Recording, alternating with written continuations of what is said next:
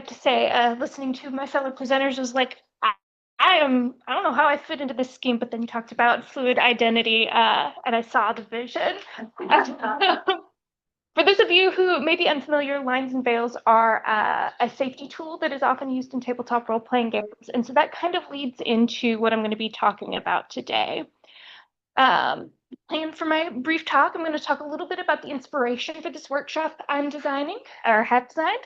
I've got a brief review of the literature. I'm going to talk about the approach I've taken to designing this workshop, the collaborations that were vital for the design. I'll go over the workshop outline. This is something that I have what I call a scholarship addiction. So I never know. I already have like 10, 15 ideas for research always floating in my brain. I'm really excited to see how the workshop goes, to see what roots of scholarship might come out of this. So if you have ideas, I'm open to them. The inspiration for this workshop I'm designing, which is again about helping first-year students kind of see TTRPGs as an intentional way to explore identity. First part of this came from something called Rebel Ready Week at the University of Nevada, Las Vegas. This is an orientation a week before, the week before the first week of classes. So this is really a time of programming to bring first-year students together, orient them to campus, and build community before they dive into their coursework. The programming for this week is wildly diverse. Some of them are things like the Academic Support Center saying, here are the people that you can come talk to if you need help. In the library, we've had bird watching workshops. So they are whatever interests you. Last year, I hosted quarter of the library's Rebel Ready Week programming because I'm insane, and this is something that I really love.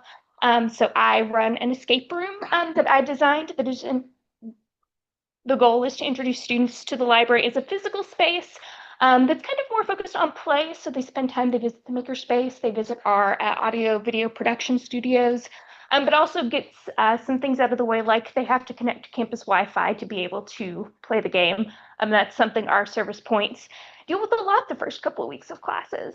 I host workshops on teaching students how to take a fandom interest and incorporate that into their classroom research. I had to be given permission to research things I nerd out about in my spare time. So this is my attempt to tell students, yes, you can start your English 102 class researching Doctor Who. Let's go. I will help you with that.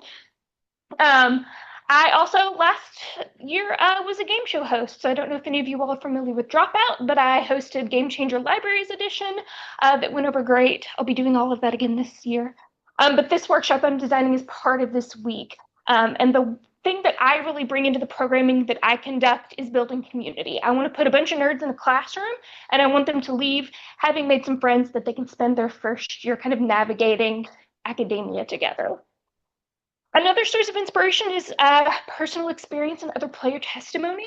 I have never played a straight character in a TTRPG, even before I realized I was queer. And I, back in February, put together a panel for part of one of the many areas of my job of artists to design artwork for TTRPGs. And somehow the conversation got to the point where they were like, yeah, we all realized we were queer by playing tabletop role-playing games. And so a lot of things we've talked about is how TTRPGs are a great place to kind of explore areas of identity, whether they are part of your identity or not, but you can kind of dip in and out of them. But it's not always a positive experience. The last campaign that I played several different characters. I played an ace character. I played characters that used they, them pronouns. And these people that I'd been playing with for years totally ignored these aspects of these characters. They kept trying to romance my ace character. They referred to my one character that used they, them pronouns as she, her, regardless of situation. And so when I attended, we had a queer mini-con on campus. A lot of this was put on by the mental health area on my campus. Somebody was talking about, they kind of baited us. They said they were going to talk about thirsty sword lesbians. They just thought it was a cool game title. But they're in a counseling program, and so they had come across the idea of TTRPGs as a space to explore identity, but they didn't have a ton of game experience. And so I was really concerned listening to them talk because they were speaking in a way that felt like it was assumed TTRPGs are an inherently inclusive space. And I think our presentation earlier was talking about how players can often be kind of insulated and they kind of only know the experiences of the communities they've gamed in. So when I was hearing people talk about how you can use these places for exploration, I got really concerned that some students, especially if you're only experienced with things like D&D or like watching Dimension 20, which is a very inclusive and diverse like actual play scenario, if they went into a game store, they might have a very different experience.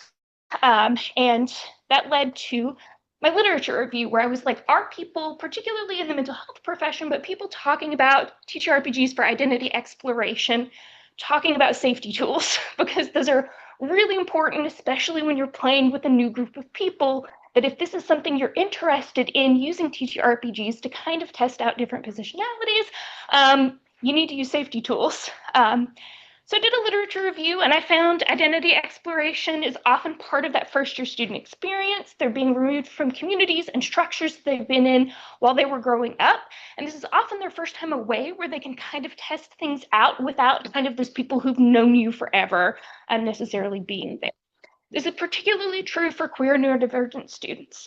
They're often exposed to much more diverse people and resources and ideas. And so identity exploration is kind of guaranteed to happen. TTRPGs can facilitate identity exploration through things like character creation, role play, and then new contexts to explore in a fictional setting. I'm originally a creative writing undergrad, so I do a lot of work with fantasy, and we know that fantasy can often be a great lens to explore real world challenges through that removed lens of fantasy, so we can almost interrogate it more critically. Because I'm not speaking to necessarily librarians, I also wanted to look at academic libraries' place. Why does it make sense to host this workshop in a library? We often participate in outreach and programming that supports the well-being of our students, often hosting events that highlight the needs of marginalized community members. This is not true of all academic libraries and institutions. I'm very lucky in that I work in a library where that is true, where we often have a lot of programming throughout the semester that supports our very diverse student group. But what I did not find was anything talking about the importance of safety tools when trying to facilitate this identity exploration. And I don't know if that's because I'm coming at it more from the gamer perspective, where a lot of my first games used safety tools versus the research aspect, but it wasn't there. So I decided I wanted to do a workshop that will eventually lead to others, because I think it's important if we're talking about TTRPGs in a research setting that we also talk about these safety tools. So I want to address this gap in literature and these conversations that are happening on my campus to incorporate those safety tools as a measure to be like, while the TTRPGs you're seeing may be beautifully diverse and inclusive and welcoming, not every table you walk up to is guaranteed to have that attitude. I also wanted to consult with mental health professionals because I, again, was coming at this from a player standpoint. But I, have a lot of privileges that a lot of the students that I'd be working with don't. And so I wanted to make sure that I was coming at this from a very thoughtful and informed place. And again, I wanted to facilitate community building. I host monthly TTRPG one-shot nights at my library. Whether there are 7 people or 40 who show up, I still haven't figured out what impacts the audience size. Usually students come by themselves and they leave exchanging contact information with another student that they've sat at the table with. And so I know TTRPGs can have a great impact for university students to find and build networks. So this is just one more way I want to engage in that work. So collaborations that I developed to design this workshop with our student counseling and psychological services department. The head of their gender care affirming team, Christina Patterson, was the one who facilitated the Queer Minicon. We've since worked together on other events, like hosting a fan fiction and mental health workshop in February that was beautiful. But she and I have met a couple of times to talk through a responsible approach to this workshop. I've also worked some with our undergraduate peer coaches, which our department has. They help us with teaching, they help us with consultations and events. They're also a great way to get insight into our audience. so they know how undergraduate students are thinking and talking about things. And then the Rebel D&D Student Organization, which is our club on campus that plays tabletop games.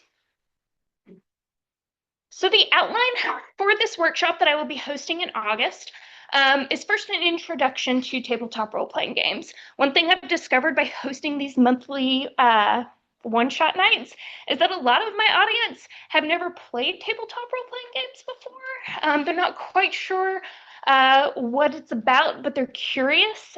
So they show up, I give them their first free set of dice and hope to convert them to my Dice Goblin ways. And then they sit at a table where somebody from that student organization can walk them through, hey, here's how you play the game. And of course, the other players are pitching in and walking them through, like, this is a D20, this is a D12. I know you'll get used to it, I promise. So then we're going to talk about how they can facilitate identity exploration. And this is going to be very vague. One of the things we've talked about is how TTRPGs can be anything you want them to be. But we'll talk about here's things that you can think about in character creation. If you're interested in being a game master, here are kind of situations you can talk about. But also, we got to start with the safety tools. And so I'm going to review the safety tools with them and talk about how, especially if you're playing with a new party and you're not sure, you just haven't met these people before, how you can introduce safety tools is something that is positive for all players and your GM. Reviewing the different kinds of safety tools, ones that are very like intimate and foster conversation versus some that maybe your DM wants to set up an anonymous Google form at the end of every session so you can kind of submit feedback without having to reveal, oh, I'm the person who said, I really didn't like this thing about it. I'm going to talk about different modifications and different game systems. I talk a lot about D&D to tell people what a TTRPG is. But of course, in the indie scene, a lot of these are very games designed by people with marginalized identities who are trying to facilitate conversations about that.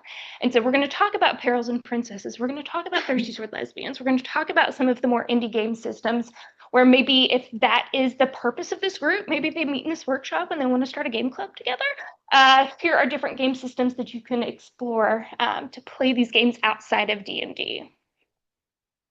The activity we're going to do is quick character creation. So each little group is going to be able to choose which game system they'd like to play within, and then sit together and build characters together. Really, this is just a way, I think, if students haven't been talking to each other throughout or before, I want to give them a place to facilitate some conversation. They're all there because they have particular interests, several intersecting interests, and so hopefully they'll walk away with some ideas and some networking. And then I will end with resource sharing. So this was something that Christina and I talked about. Here are places on campus that can help with this kind of identity exploration. I'm hoping to get some feedback from the students on if this is something they're interested in the library being a part of facilitating. I have a great boss and don't know how the money works in the library. So if this is something where they like these game systems, but the books are expensive, the library can purchase these books and have them for circulation so the students can come check out the game book and take it and play it themselves. Like I said, I'm not entirely sure where I would go next with this. So I'd love to connect if you all have suggestions or ideas. I'm just really excited to facilitate more conversations, get more students gaming. And then here are my sources. Thank you.